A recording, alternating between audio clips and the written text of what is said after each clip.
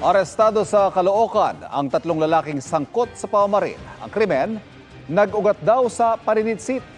Nakatutok si Bea Pinlac. Naglalakad sa barangay 187 Caloocan ang magbabarkadang ito. Nang tila may biglang sinisigawan ang isa sa direksyon ng pinanggalingan nila. Maya-maya nagpaputok ng baril ang isa sa kanila. Umakto pang manunugod ang mga suspect bago tumakbo paalis.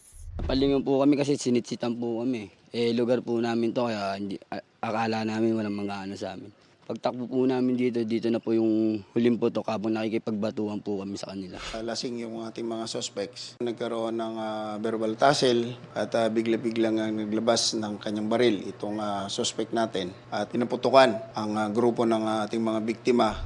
Nabaril sa tagiliran ang isa sa mga nakaalitan ng mga suspect. Agad na dala sa ospital ang biktima. Sakay ng motorsiklo, tumakas ang mga suspect pero natuntun din ng mga pulis. Agresibo ang ating mga suspects nung panahon na sila ay arestuin. Kaya nagkaroon ng komosyon. Bumunot pero naabutan pa rin siya ng ating mga police officers kaya hindi na nakapagpaputok ng baril. Nang maposasan, nag-peace sign pa ang isang suspect. Nahaharap sa reklamong frustrated murder ang mga suspect. Habang ang lalaking namaril, may dagdag na reklamong illegal possession of firearm. Pinagtanggol lang namin sarili namin. Pinagsisisihan na po.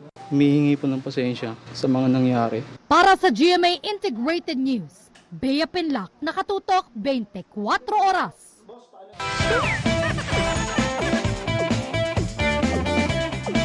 Mga kapuso, tiyak na mawawala ang takot ninyong pumunta sa sementeryo kung ang inyong madaratnan, peryahan. Yan po ang libangan sa isang libingan sa Balanga, Bataan. Mabubuhayan po ng loob ang mga sasakay sa mga nakalululang rides tulad ng Viking, Frisbee, may Ferris wheel at roller coaster din. Mapapasigaw rin kayo sa haunted house. Pero meron ding chill rides tulad ng carousel at may mga palaro sa peryahan na pwedeng i-enjoy at pwede ka pang manalo ng papremyo rito.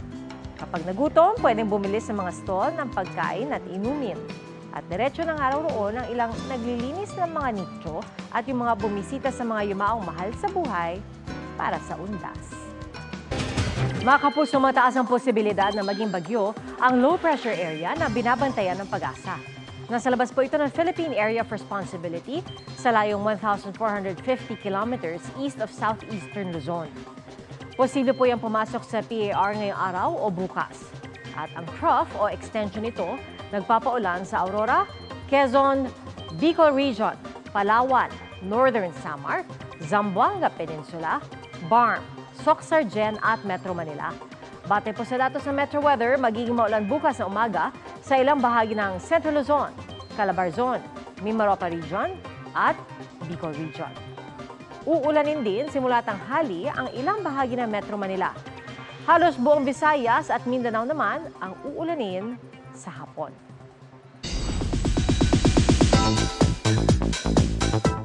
Certified top grosser sa Cine Malaya 2024 film na balota sa opening week nito sa big screen. Nagpasalamat ang GMA Pictures at GMA Entertainment Group sa pagpapakita ng mga manonood na botong-boto sila kay Teacher Emmy, ang karakter ni Marian Rivera.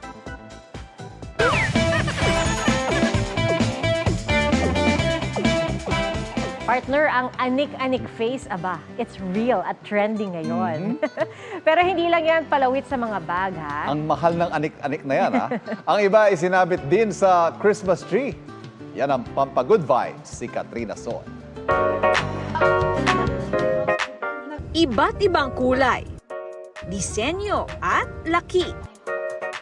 May mukhang cute na monster, hayop, o umiiyak na cartoon character. Ganito ang bagong nauusong anik-anik o bag charms na bet maging ng celebrities tulad ni Marian Rivera, Heart Evangelista, at forever young star Nadine Samonte.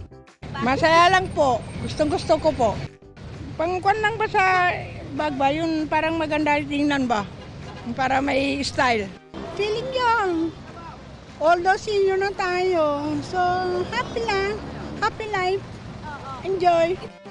Si Dorian Sawi, bukod sa pagbebenta, naengganyo na rin mangolekta.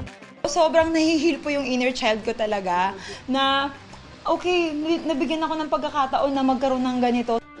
Pero hindi na lang sa bag niya yan sinabit, kundi pati sa kanilang Christmas tree. Kasi nung bata po ako, ayan, alam niya na tatay, na talagang wala po kaming sariling Christmas tree sa bahay. Improvise lang po, like yung food color, kakanawin po siya sa tubig, tapos ilalagay dun sa pahabang plastic po. Tapos yun po yung ihahang namin sa totoong halaman po. Kaya ngayon po na we were able to put this kind of Christmas tree talaga, sobrang nabibless po talaga kami. Pero paalala niya sa mga gustong magsimula ng koleksyon. Dapat po, yun nga, gusto niyo talaga yung item, not because trending siya or hype siya ngayong mga panahon na ito, but because you really love the product. Para sa GMA Integrated News, Katrina Son, nakatutok 24 oras. Mga kapuso, 66 days na lang, Pasko na. At yan po ang mga balita ngayong weekend para sa mas malaking misyon at mas malawak na paglilingkod sa bayan. Ako po si Pia Arcangel. Ako po si Ivan Mayrina mula sa GMA Integrated News, ang News Authority ng Pilipino. Nakatutok kami 24 oras.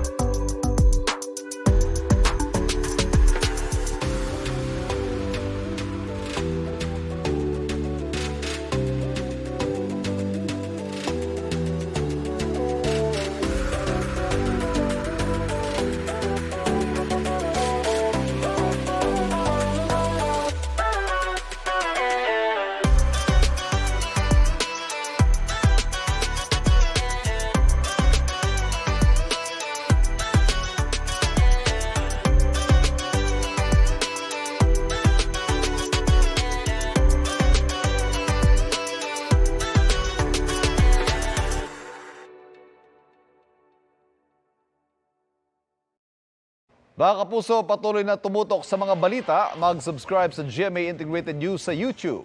Sa mga kapuso abroad, samahan niyo kami sa GMA Pinoy TV at www.gmanews.tv.